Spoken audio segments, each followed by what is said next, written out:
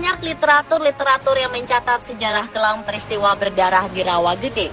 Peristiwa pembantaian yang terjadi pada tanggal 9 Desember 1947, tepatnya 69 tahun lalu, adalah sebuah peristiwa yang patut kita kenang karena ada 431 korban tak berdosa yang dibantai oleh 300 tentara Belanda.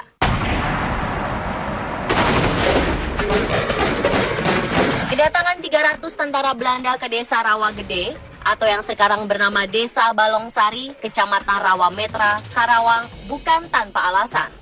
Tentara-tentara Belanda yang kala itu dipimpin oleh Mayor Alphonse Jean Henry von Schweine datang ke desa Rawagede untuk satu tujuan, yakni untuk mencari dan menangkap Kapten Lukas Kustario. Siapakah Kapten Lukas Kustario? Pak Lukas ini orang yang paling hebat, dikatakan Komandan Kompi Karawang Bekasi. Dia pangkatnya kapten. Pak Lukas ini Kapten Komandan Kompi Karawang Bekasi. Waktu dia seorang orang memang dikenal malah dia tukang maling. Malingin senjata Belanda dibagikan ke bangsa kita, maling mobilnya, maling apa, tapi paling terhormat bagi kita kan gitu ya.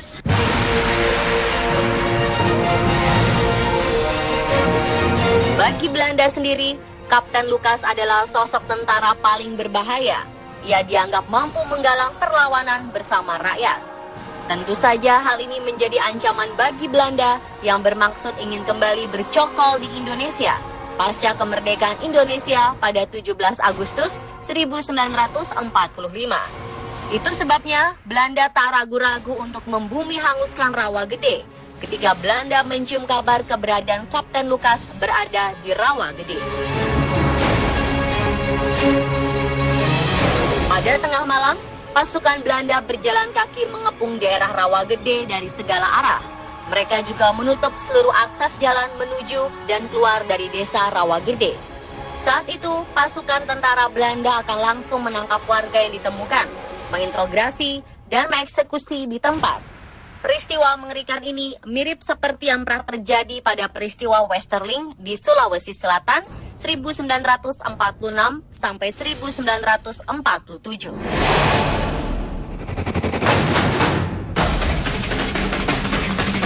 Jam 6 pagi, tentara Belanda menggeledah rumah-rumah warga, mulai dari sisi timur untuk mencari keberadaan Kapten Lukas. Bayangkan setiap rumah 20-30 masuk ke kali tengah kampung tadi, mengumpat di sana sedang keadaan banjir. Orang yang paling dicari oleh tentara Belanda ini telah pergi dari Rawagede sehari sebelum peristiwa pembantaian ini terjadi. Kapten Lukas tak tahu bahwa Belanda akan mencarinya sampai Rawagede karena warga memilih bungkam mengenai keberadaan Kapten Lukas. Akhirnya pasukan yang dipimpin Mayor Weine ini memerintahkan penduduk laki-laki yang berumur di atas 15 tahun untuk berkumpul di tanah lapang. Pasukan tentara Belanda kemudian mulai mengeksekusi warga satu persatu. Menurut Pak Sukarman, Belanda melakukan eksekusi ini dalam kelompok-kelompok kecil. Masing-masing kelompok terdiri dari 20 hingga 30 orang. Lebih lanjut, Pak Sukarman juga menuturkan bahwa jumlah warga yang menjadi korban kekejian Belanda saat itu berjumlah 431 korban laki-laki. Dari 431 korban itu, ternyata ada juga korban yang selamat. Korban yang selamat ini melarikan diri dan menghanyutkan diri ke sungai, meski kondisi kakinya sudah tertembak. Setelah itu, mereka bersembunyi di dalam hutan selama berhari-hari. Jasad-jasad korban pembantaian kala itu kini terbaring di Taman Makam Pahlawan Sangpurna Raga yang terletak persis di belakang Monumen Rawagede.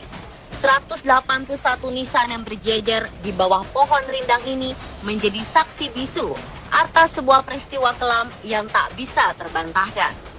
Peristiwa ini bukanlah sebuah peristiwa biasa, melainkan pembantaian penduduk sipil oleh tentara Belanda.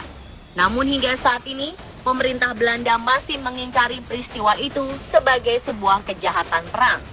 Sejak operasi itu juga, Desa Rawagede atau yang sekarang disebut Balongsari menjadi kampung janda karena berisikan istri-istri yang ditinggalkan suaminya. Baru beberapa tahun kemudian, kampung ini kembali memiliki lelaki dewasa.